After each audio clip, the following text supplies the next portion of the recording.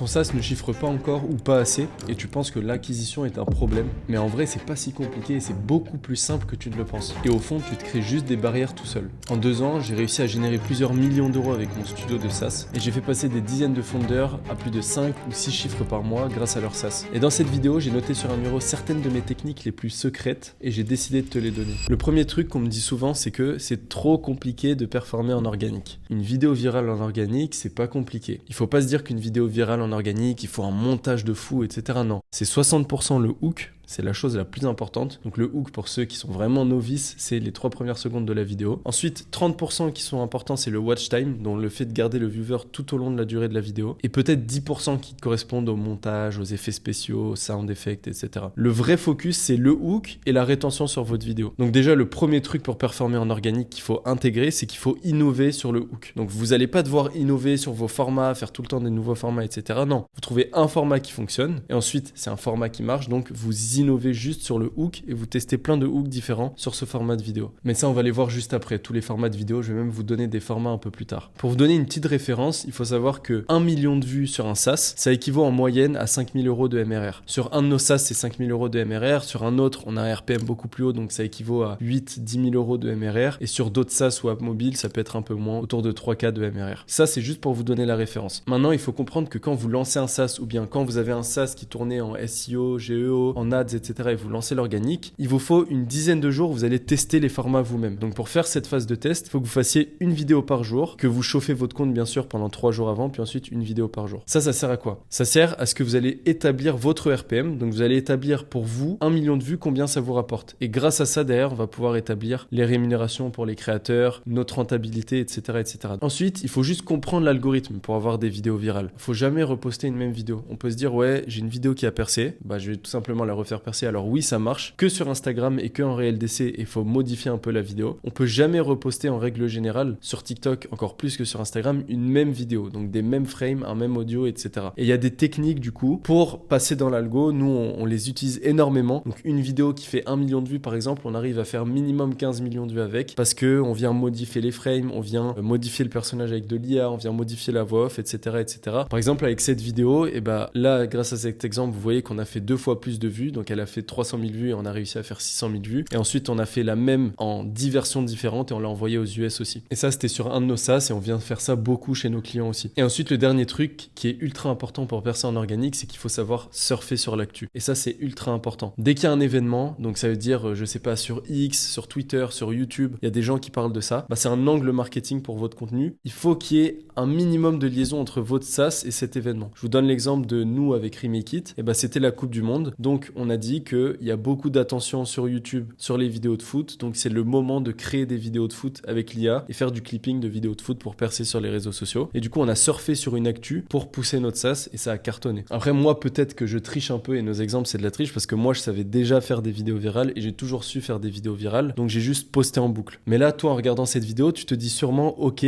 mais comment je sais quels formats vont faire des vues? Et c'est là que la plupart se compliquent la vie pour rien. Et donc, la deuxième plainte qui revient souvent, c'est difficile de trouver des formats viraux. Alors, je vais vous dire un truc, il y a un raccourci pour ça. C'est pas forcément le conseil que je donne tout le temps, parce que ça marche pas tout le temps, mais il y a un raccourci à faire quand t'es nul en viralité, c'est de sourcer des formats aux US et tu refais les mêmes formats qu'un créateur aux US, mais tu les adaptes à ton SaaS et tu les fais en français parce que la plupart d'entre vous, vous êtes sur le marché français. Maintenant, si je vous parle concrètement sur la technique, il faut comprendre que le SaaS, c'est un moyen dans votre vidéo et ça doit pas être le sujet. Donc, par exemple, nous, on va pas parler de Remake It, on va parler du fait que le clipping, c'est en train d'exploser, que la monétisation TikTok, ça fonctionne très bien. Et on va placer notre SaaS comme un moyen pour faire ce dont on parle. Il faut créer un process autour de ce moyen. Donc, par exemple, le clipping, ça explose, tu peux faire de l'argent avec le clipping, etc. Il y a des campagnes, machin. Et on va créer un process autour de ça. Voilà comment faire du clipping, ou bien on va faire des trucs de storytelling un jour dans la vie d'un gars qui fait du clipping, etc. On va placer notre SaaS dans ce process. Ça peut être du divertissement, ça peut être du storytelling, etc. Donc, il faut jamais faire une vidéo qui parle de l'app parce que en France encore plus que dans les autres pays, mais je vous le dis parce qu'on a testé aux US partout, les gens ils aiment pas se faire vendre des trucs. Donc tu peux pas dire ce SaaS là est trop bien machin. Dès que ça sonne comme de la vente, ça se voit que c'est de la vente, ça va pas vendre. Ça faut se le mettre dans la tête. Maintenant aujourd'hui je suis très très généreux et pour ça du coup mettez un like, commentez sous la vidéo, abonnez-vous aussi pour ceux qui regardent. Je vais vous donner 5 formats qui sont déjà prouvés viraux que vous allez pouvoir appliquer dès aujourd'hui sur vos SaaS. Le premier format c'est le flow du software. Donc en gros vous allez juste avoir un software et c'est pour ça que c'est important que votre produit soit viral parce que dans cette vidéo je vous parle d'acquisition mais il faut retenir un truc, c'est que l'acquisition elle est intrinsèquement reliée à votre SaaS. Et si votre SaaS il est pas viral, il n'y a pas de mécanisme viral, l'UI et l'UX elle est pourrie, c'est du vibe coding, le design il est exécrable, et bah vous n'allez pas pouvoir faire ce format. Et si vous ne pouvez pas faire ce format, ça veut dire que votre SaaS, il n'est pas au point. Et même un MVP, il doit être capable de percer grâce à ce format. Ce format, c'est simple, c'est vous prenez votre téléphone, vous filmez votre produit et le mécanisme viral de votre produit, et vous mettez juste un hook par-dessus. Ensuite, le deuxième format, c'est un format duo, c'est une personne qui en filme une autre. Et ça, c'est viralité quasi garantie aussi. C'est vous allez filmer quelqu'un qui est en train d'utiliser de votre produit et qui est en train de faire le flow utilisateur. Et c'est une personne qui va filmer une autre personne en train de faire ça et rajouter un petit texte en plus, un petit hook. Et le but, c'est que ça soit spontané, comme si c'était un snap. C'est pour ça que les hooks snap sur ce format ça marche très bien, mais ça peut être un hook du style qu'est-ce qu'il est en train de faire, c'est un génie, je crois il a trouvé un glitch, etc. Ensuite le troisième format, c'est un format un peu plus compliqué, il faut maîtriser un peu plus la viralité, mais c'est le talking heads. C'est tout simplement le fait de faire du storytelling et de parler facecam et juste de parler sans musique, sans effets spéciaux, etc. et juste parler face à ta caméra, donc faire du storytelling, etc. Ça nous on le fait beaucoup aussi, on met nos meilleurs créateurs là-dessus. En général ce format là il convertit beaucoup plus que les autres formats,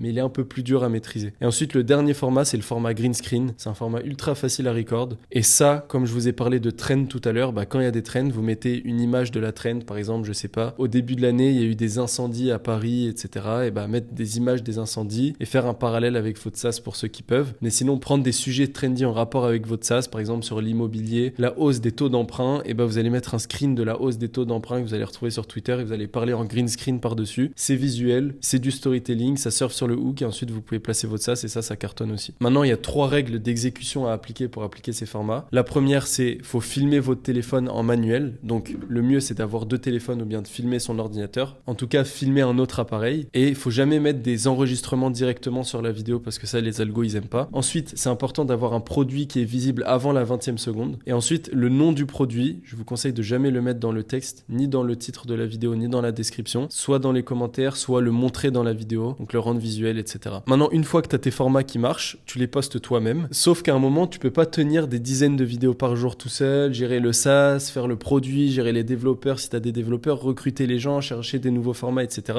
Donc là, il te faut des créateurs et tu peux te dire que c'est trop dur d'avoir des créateurs, etc. Mais en réalité, c'est pas si compliqué. Avant tout, ce qu'il faut savoir pour les créateurs, c'est ce que je disais tout à l'heure, tu dois tester toi-même ton contenu, tu dois d'abord savoir c'est quoi tes vidéos virales, c'est quoi ton RPM, c'est quoi ta data, etc. Puis tu recrutes des créateurs. Tu vas pas recruter des créateurs si t'as pas de data, parce que tu dois savoir ce qui fonctionne pour donner à tes créateurs et tu dois aussi savoir combien ça te rapporte pour savoir combien tu vas rémunérer tes créateurs. Donc avec la data que tu as eue grâce à ton testing, tu vas établir une rémunération. Donc ça peut être du RPM, ça peut être rémunéré par palier, ça peut être du fixe, peu importe ce que ça peut être. Mais quoi qu'il arrive, cette rémunération, pour que tu sois rentable, parce que ton but quand tu fais du SaaS, c'est d'être rentable, pas de burn du cash. On n'est pas Lovable, on n'est pas Base44. Notre but c'est d'être rentable, donc d'avoir du cash flow et d'avoir une bonne marge. Et faut d'abord savoir combien une vidéo te rapporte, combien certaines vues te rapportent pour te dire ok, si mon créateur fait tant de vues, je le rémunère tant, mais je sais que ça me rapporte tant. Maintenant que ta rémunération elle est faite, il faut que tu cherches des humains qui vont créer du contenu. L'erreur que beaucoup de gens font, c'est je vais aller chercher des influenceurs, je vais aller chercher des gens qui ont beaucoup d'abonnés. Non, tu as juste besoin d'humains qui vont poster ta stratégie de contenu parce que tu es bon en contenu, tu fais du contenu viral. Donc ces humains, tu sais qu'ils vont être viraux, tu sais que tu vas les rémunérer, tu sais qu'ils vont s'épanouir dans ce qu'ils font parce que de base, ta stratégie de contenu est parfaite, tu es un goat en viralité et tu sais que tes vidéos convertissent. Et donc tu leur donnes la stratégie et leur rémunération. Eux, ils sont contents, ils vont poster tous les jours et toi, tu as ton argent qui rentre sur ton SaaS. Et en vrai, c'est comme ça que tu bâtis un empire de créateurs de contenu. C'est pas en recrutant des influenceurs, etc.,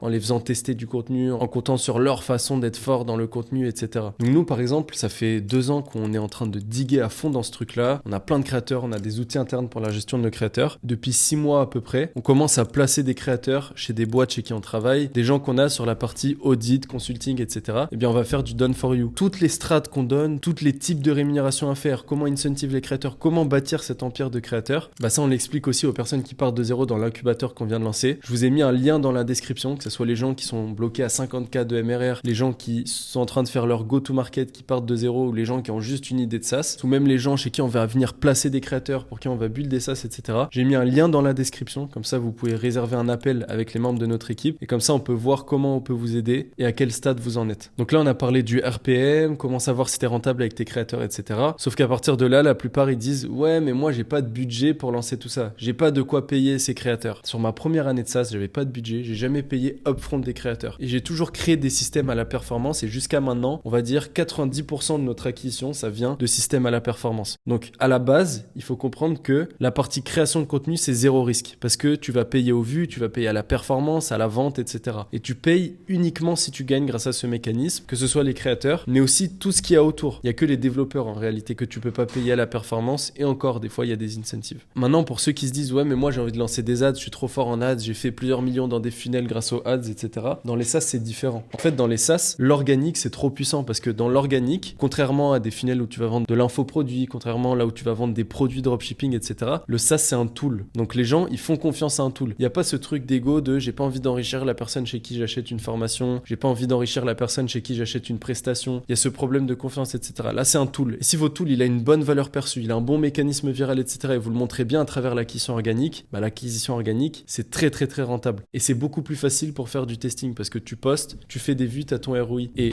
tant que tu n'as pas fait de vues sur tes posts en organique, bah, tu payes rien. Tandis qu'en ads, tu dois mettre un budget pour que l'algorithme y trouve tes créatifs qui sont virales, pour que l'algorithme y trouve tes créatifs qui convertissent, qui ont un bon ROAS, etc. Alors qu'en organique, tu as juste à faire ta strat. Tant que tu fais pas de vues, tu payes rien. Et quand tu fais des vues, bah, tu sais que ce qui fonctionne en organique, tu vas pouvoir le mettre en ads. Tu sais que cet angle marketing, il fonctionne sur cette audience. Donc en ads, tu vas pouvoir juste répliquer ce que tu fais en organique et l'amplifier. Et donc en vrai, moi je dirais jusqu'à 50 000, 100 000 de MRR. Et encore, c'est très bas. Faut pas faire d'ads, faut juste poncer l'organique, les systèmes d'acquisition via des communautés, via des créateurs, etc., etc. Parce que c'est gratuit entre guillemets. Donc sur la partie budget, du coup, si je récap, tu payes que quand tu gagnes. Mais il y a un truc qui peut être ultra nocif pour toute ton acquisition, même avec le bon système. C'est si tu mets énormément d'acquisition, mais sur un SaaS tout pourri. Donc d'accord que ça va pas convertir, il y aura pas de rétention, il y aura rien de tout ça. Donc si ton SaaS il rejette sur un truc pourri, un truc vibe codé, tout le trafic que tu ramènes, il va pas convertir. Et donc ça c'est un gros problème. Et là je vais vous expliquer comment pallier à ce problème. La règle à comprendre, c'est que votre SaaS il doit avoir la simplicité de compréhension. Ça c'est un critère ultra important. Il y a plusieurs critères qui font qu'un SaaS explose. Nous on a une liste de critères qu'on doit cocher avant qu'on lance un nouveau SaaS dans notre studio. Mais il y a un des critères, c'est la simplicité de compréhension. Donc en quelques secondes, on doit comprendre c'est quoi la valeur qui est fournie par le SaaS. Et si ça c'est pas clair, l'acquisition elle va jamais scaler. Maintenant il y a des trucs à éviter, c'est tous les détails UI qui tracent le vibe code. Donc par exemple, il y a un truc que moi je vois tout le temps. Pour ceux qui me suivent sur Instagram, des fois je review des SaaS, etc. Bah il y a des barres type Apple pour les démos. Et il y a des gens, dès qu'ils mettent des assets sur leur SaaS, on voit que c'est du Claude. Ça c'est un exemple, je vous l'ai mis pour rigoler dans cette vidéo et c'est une ref qu'on partage sur Instagram. Tout ce qui est liste comme ça, tout ce qui est icônes qui sont mal faites, les icônes génériques que Claude va chercher dans des banques d'icônes, etc. Tous ces trucs-là, vous la mettez sur votre LP, ça tue la valeur perçue de votre SaaS, vous allez moins convertir, vous allez pouvoir mettre des pricing moins chers, etc. Il faut avoir un SaaS un peu plus travaillé. Maintenant, le vibe code, c'est OK, c'est pas un problème. Même nous, on vibe code des outils en interne, même nos développeurs, ils utilisent le vibe coding. En fait, un développeur ne code plus par définition, il vibe code at scale. Mais donc, le vibe coding, c'est OK. C'est OK pour un MVP, etc. Mais un SaaS qui a des milliers, voire des millions d'utilisateurs, si il est pas bon en termes d'UX, en termes d'UI, etc., bah, il y aura pas une bonne rétention, il y aura pas une bonne conversion. Tu vas envoyer énormément de trafic pour convertir 3 fois moins que ce que tu aurais dû. Ta marge, elle va pas être aussi grosse, etc. Et ton SaaS, il pourra pas se revendre et ta valo, elle sera pas très bonne si on pousse le truc. Donc, pour un vrai produit à 6 chiffres par mois, parce que ce qu'on veut, c'est faire des produits à 6 chiffres par mois, il vous faut un vrai designer, il vous faut un vrai développeur, etc. Et c'est OK de lancer un SaaS vibe codé au début jusqu'à les premiers 100, 200K euros qui sont générés. Mais à partir de 100 000, 200 000 euros, vous avez la trésor. Embauchez un designer, il vous refait tout. Embauchez un développeur au début pas très cher qui fait juste la maintenance, qui dev des nouvelles features. Mais rendez votre SaaS professionnel parce que maintenant Claude, il a démocratisé le SaaS et on a l'impression que le SaaS est démocratisé. On a l'impression que tout le monde peut faire un SaaS, faire un prompt et écrire dans sa bio founder of blabla. Mais c'est pas réellement le cas. Le SaaS, c'est un business très technique. C'est un business vraiment où tu dois bosser sur la rétention, tu dois bosser sur la conversion, tu dois bosser sur plein de trucs. Et ça passe par le produit et le produit, c'est ultra important. Tout le monde l'a toujours répété et même si moi, je dis toujours l'acquisition prime, le produit, c'est à ne pas négliger dans les SaaS. C'est ultra important. important. Et là, il y a tous les gens qui font du B2B qui vont dire ouais, mais Léo, là, tout ce que tu dis, c'est pour le B2C, parce que dès qu'on passe en B2B, c'est beaucoup plus dur, ça n'a rien à voir avec ce que tu dis, etc.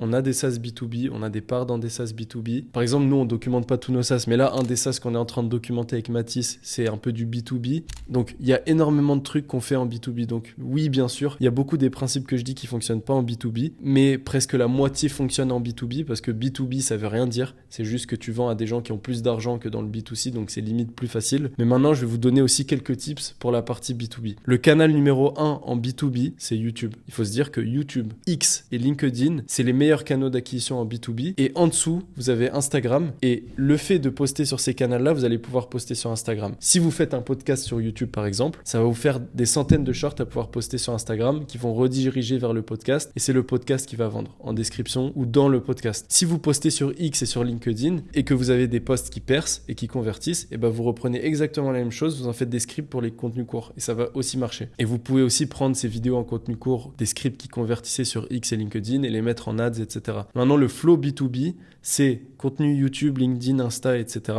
Bénéfices extrapolés, ça c'est littéralement la même chose que dans le B2C. Booker des calls en B2B parce que en B2B, l'outil il est complexe. Si l'outil il est complexe parce qu'il s'adresse à des gens qui font des trucs complexes, etc. Là je fais une généralité, mais bien sûr il y a des B2B où l'outil est facile et tout ce que j'ai dit juste avant ça fonctionne. Mais parlons des outils un peu plus complexes, etc. Déjà je vous conseille pas pour ceux qui se lancent de se lancer dans des outils complexes B2B, commencez par du B2C. Mais dans le B2B, ce qui est sûr c'est booker des appels parce que l'outil il est trop complexe pour que le flow utilisateur il exprime l'outil. Donc c'est soit vous devez faire un flow ultra long avec des VSL, avec des vidéos, etc. Soit vous faites juste booker des appels et c'est beaucoup plus simple. Et derrière, dans l'appel, il y a des démos et c'est un call de closing. Et en fait, c'est un call derrière que vous pouvez tourner en mode c'est un expert en vente dans l'immobilier. En fait, il va juste vous faire une démo de l'outil à vos clients et les closer. Un modèle qui scale en B2B, par exemple, qu'on a déjà fait chez un de nos clients, c'est avoir un pricing self-serve, donc 2 plans. Ça peut être par exemple $70 et $150 et un tiers. Et ça, c'est ultra important. C'est un 3e plan sur lequel vous n'allez pas afficher de pricing,